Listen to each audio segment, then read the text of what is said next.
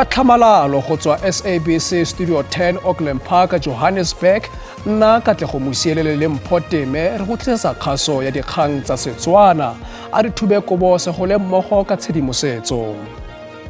He wrote on his message response, "Oh, really? I see you tried calling me last night. When is this happening?" This is Matlala asking Mokgotsi. Mo kgasong eno re tla utlwa ka fa komishene ya ga Madlanga e utlwile ka ga Brown Mokgotsi a ne a fitlhela ditlankana tse di ka ga merero ya sepodisi. We also have several applications, including the judgment of appeal that came yesterday, whether we should go to motion or action court, but it was denied. So we still have to proceed with that. Molae le mmeteledi wa Mogoso Thabo Baxter o thapile mmoledi yo montshwa gape.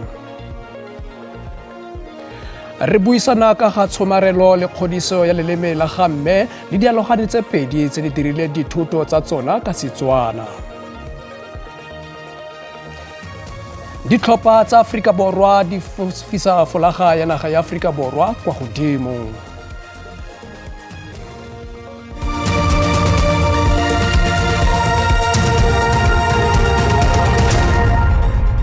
Madume mogaetsho tsa maitsibwe ano re dithankgola ka gore komishene ya ga Madlanga e utlwile ka fa Brown Mokgotsi yo go begwang a golagana le tona ya sepodisi yo sekegilweng Senzo Mchunu a ne a fitlhela ditlankana tse di ka gare ga sepodisi le go sedimosa yo go begwang e le leloko la segongwana sa Tsediritibatsi Vosmos Cat Matala gore setlhopha sa ditiro tsa dipolao tsa dipolotiki se tlile go phatlaladiwa. Se ke jaaka Moletenente Mogenerale Mkhwanazi a tlhotse a rebola bopaki ka ga Mokgotsi le se go begwang e le itshwenyonko mo sepolotiking sa merero ya bosiamisi.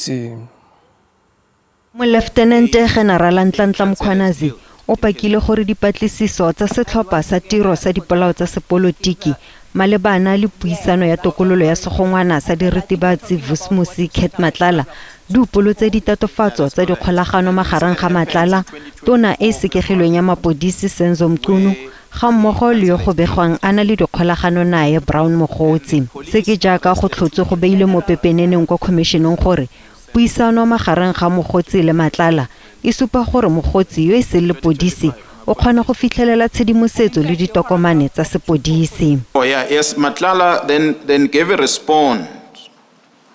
But his response was not on the 1st, it was the following day, the 2nd of January. And he wrote on his message response, "Oh, really? I see you tried calling me last night.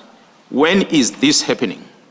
This is Matlala asking Mokgotsi, and Mokgotsi responded on his WhatsApp. He says, "They got the letter on Monday. As we speak, they are bringing all the dockets to Spear."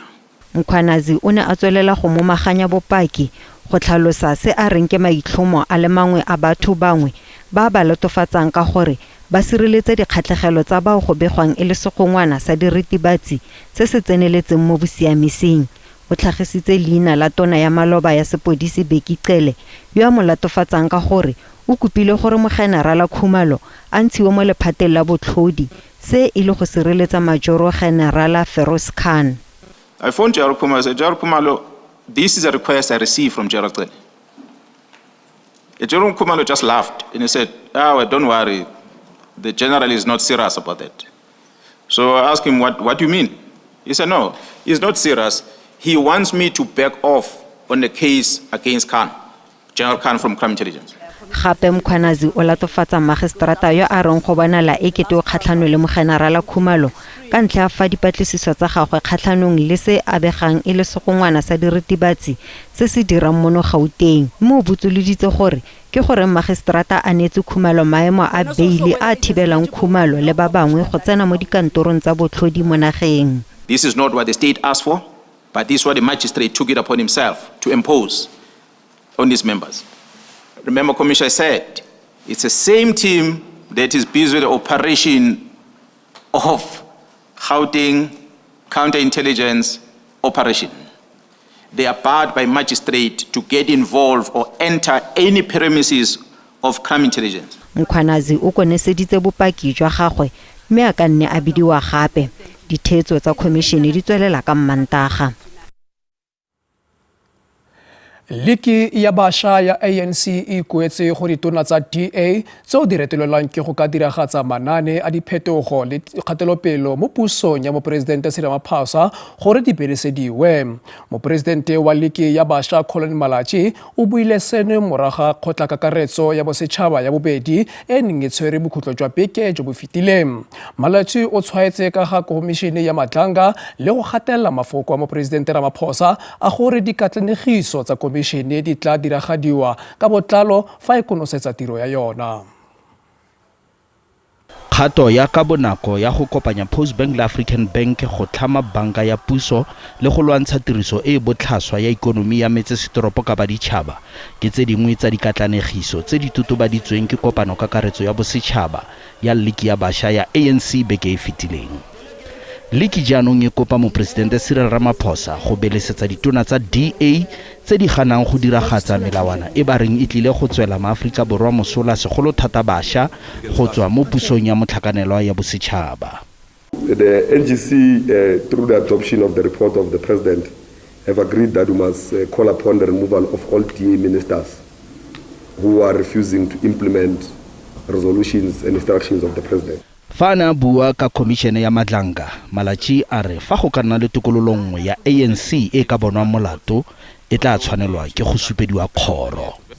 We are not going to associate ourselves with criminals. If you are in the Matlanga Commission and there's proof that you have done criminal activities, you are not our comrade. You don't deserve to have membership of the ANC.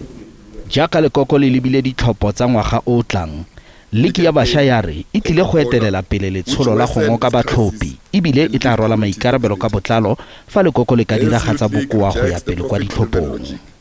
We want, if the ANC loses elections, we must take responsibility for it ourselves. We don't want to be blaming anybody. That's why we've made upon ourselves as the Youth League that the election campaign of the ANC, ourselves and the Women's League, we must take them over and run it. Anybody else, I don't know what they'll be doing. Gape Malatsi o tlaleditse ka gore Liki buisana le SACP ga mmogo le Liki ya yona ya bašwa go leka go ba thibela go ya kwa ditlhophong tsa ngwaga o tlang ka nosi.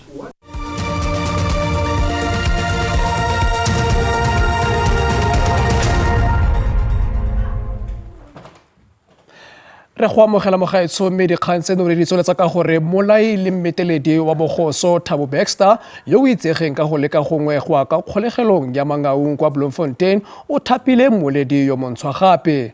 Mmoledi wa gagwe wa maloba Lerato Moela o itsisitse kgotlatshekelo gore tiro ya gagwe e khutlisitswe. Advocate moAforika Moila e tla nna mmoledi wa ga Baxter.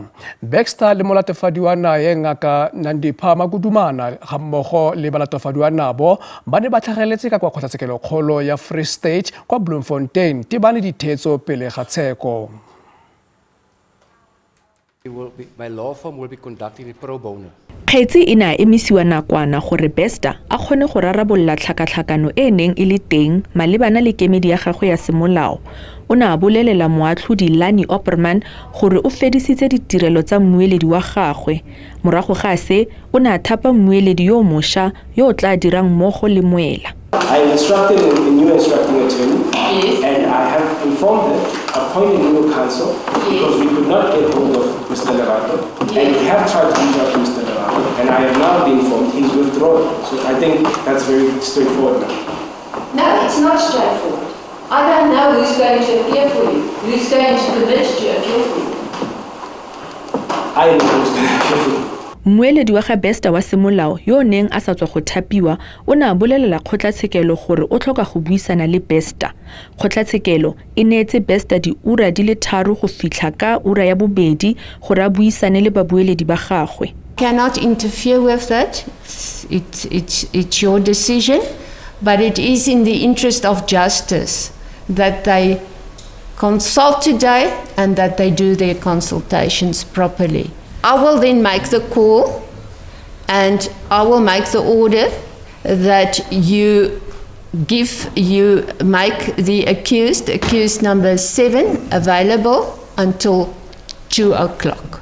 Mosekisi wa puso Amanda Bester a re ba tla kwalela kgotlatshekelo ya molaotheo lekwalo gore ba tlhalose maemo a leng teng mo kgetseng eno. We also have several applications, including the judgment of appeal that came yesterday, whether we should go to motion or action court, but it was denied. So we still have to proceed with that as per instruction. Ka fa letlhakoreng je lengwe mmueledi wa ga Dr Nandi Phamagodumana o ne a bolelela kgotlatshekelo gore ba santse ba emetse tshwetso ya kgotlatshekelo ya molaotheo ka boikuelo jwa bone. Gleaning from the record, you would notice that on the previous appearance, we made the same submissions that we are waiting directions. Kgetsi buseditswe morago go fitlha Sedimonthole a tlhola malatsi a le 5 go feleletsa ditherisano tsa tsheko. Kamogelo Siekwi, dikgang tsa SABC, Bloemfontein. Rakgwebo yo bonwe molato wa Polao Sibusiso Zitha wa tlholetse dingwaga di le 15 kwa kgolegelong ka ntlha ya go bolaya lekgarebe la gagwe la Seapei Thembekile Letlape. Setopo sa ga Letlape se bonwe ke rragwe yo e leng leloko la palamente la Action SA Ngaka Kgosi Letlape ka kwa legae la gagwe la Four Ways mo seganong wa ngwaga yo fetileng. Kgotlatshekelo kgolo mono Johannesburg e rebotse sekwebo mo kgetseng ya polao ya Moapei Thembekile Letlape. Moatlhodi Shanez Meya o atlholetse rrakgwebo Sibusiso Zitha dingwaga di le 15 kwa kgolegelong. He confessed and handed himself over to the police and did not try to evade the trial or to conceal his conduct. He has also spent over a year in prison awaiting trial. Having regard to all of the factors, I'm satisfied that the sentence of 15 years imprisonment is appropriate. The accused is sentenced to 15 years imprisonment. Balelapa la ga Letlape ba swabisitswe ke sekwebo se se rebotsweng ke kgotlatshekelo kgolo. Ba re dingwaga di le 15 ke sekwebo se se botlhofo. For me, it means he was found not guilty. Because despite pleading guilty, he got the minimum sentence. That's effectively not being found guilty. And it doesn't escape me that if there was a choice, he would have walked. Zitha o ipobotse gore o bolaile mokapelo wa gagwe mme o ne a inela kwa sepodising. O ipobotse gore o tlhabile Letlape makgetlo a le mmalwa ka nako ya fa bane ba ngangisana kwa legaeng la bone kwa Four Ways. Babueledi ba gagwe ba amogetse katlholo. We do believe that the sentence was indeed just, and we hope that it does help him rehabilitate and that he changes his ways going forward. Balelapa ba re Zitha o neilwe katlholo e tlileng go mo letlelela go tswa kwa kgolegelong fa gautshwane. Lwetsi ke kgwedi ya ngwaoboswa mono Afrika Borwa mme tse dingwe tsa didiriswa tse di botlhokwa tsa go somarela ngwao ke puo segolo thata leleme la gamme. Gompieno re leditse dialogane di le 2 tse di kgantshang ka leleme la Setswana mme ba tlile go buisana le modirammogo ka nna ke Adimile Moalosi. Ke go leboga Katlego. Mme baeng ba rona ke utsile Moatshe yo a dirang dithuto tsa gagwe tsa masters ka Setswana kwa University ya North West ga mmogo le Ngaka Dorothy Modungwa yo le ene a dirileng jalo mo dithutong tsa gagwe tsa PhD kwa University ya Pretoria. Mothoetso Sisuthi re kopana morago ga bagwebi.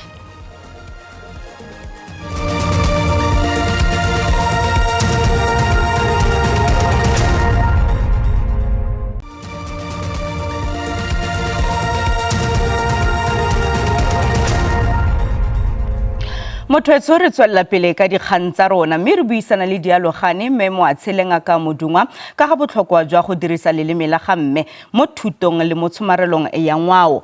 Re a le dumedisa bagaetsho madume lo amogetse mo kgasong ya rona ya dikgang tsa Setswana.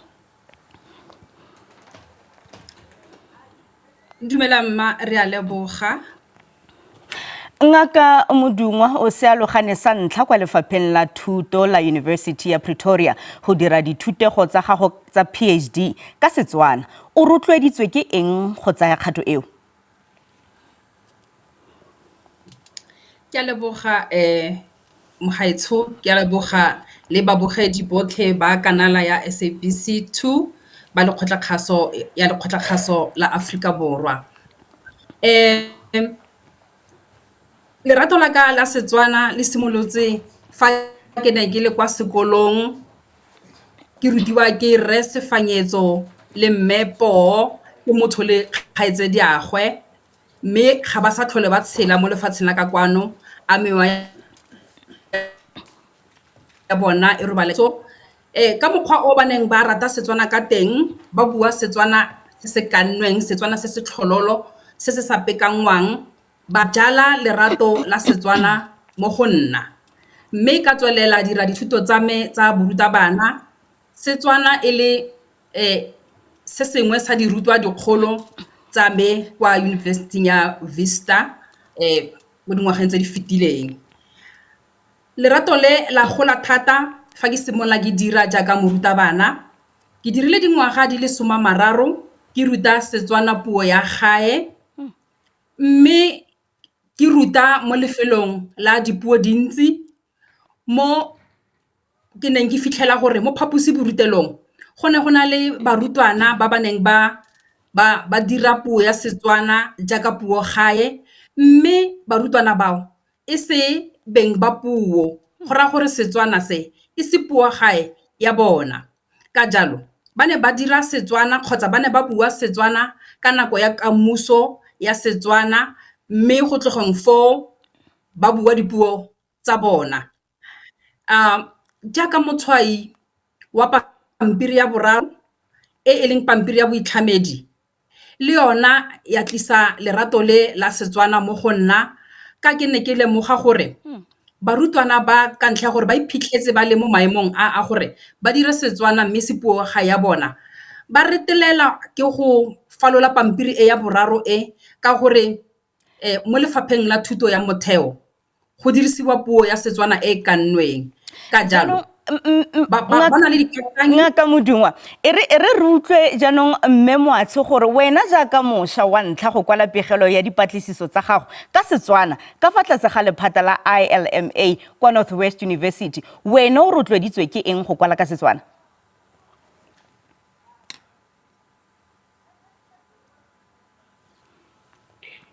Ke a leboga Auskia jaaka Motswana a kile a re madume ke sa Aforika nka rata go simolola ka gore moreetsi le mmogedi madume nna jaaka o tsile ke le moithuti wa University ya Bokone Bophirima o dirang masters ngwaga wa bobedi tlhotlheletso ya go kwala patlisiso ya me ka loleme la ga mme tota e nnile lerato le ke nang le lone la puo ya Setswana gonne ke rata go ke eletsa go bona puo e gola go fitlha mo maemong a leng gore e tla kgona go itepatepanya le dipuo tse dingwe e setse e godile e fela nka rata fa e ka gola go ya pele mme le gape tlhotlheletso e nngwe e nnile go bona bašwa ba gompieno ba ba leng mo dingwageng tse di tsamaelanang le tse ke leng mo go tsonetse ba itlhokomolosa dipuo tse tsa selegae tsa bone mme ba ikaega dipuo jaaka bo Seesimane tse e leng gore ba tsa ekete ke dipuo tse e leng gore ba ba di itse mme bile ba kgona go itlhalosa ka tsone botoka a botlhale go fetisisa kgotsa ba gaisa ba dipuo tsa selegae ba ke yone e leng gore ke batla gore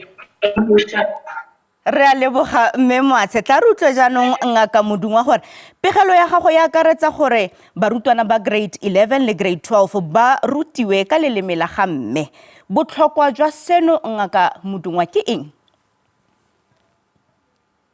Ke a leboga ke ya e re ke simolole pele ka go baakanya phoso ya lereo le la pegelo ke tlhotlhomiso kgotsa ke patlisiso ka gore pegelo o begela ka sengwe se o nang le tshedimosetso ya sona mo seatleng ka jalo re bitsa gore ke tlhotlhomiso kgotsa patlisiso ka gore tshedimosetso kgotsa dineo tse tsotlhe tse re di kokwantseng re ne re tsena ka fa re tswa ka fa re batlana le tsona ka jalo lereo le le tlhomameng ke tlhotlhomiso kgotsa patlisiso fa ke tsena mo potsong Mekea leeto le la mele le ne le se bonolo le seng ka ntlha ya gore puo e nngwe le e nngwe e na le matsapa a yona fela jaaka Setswana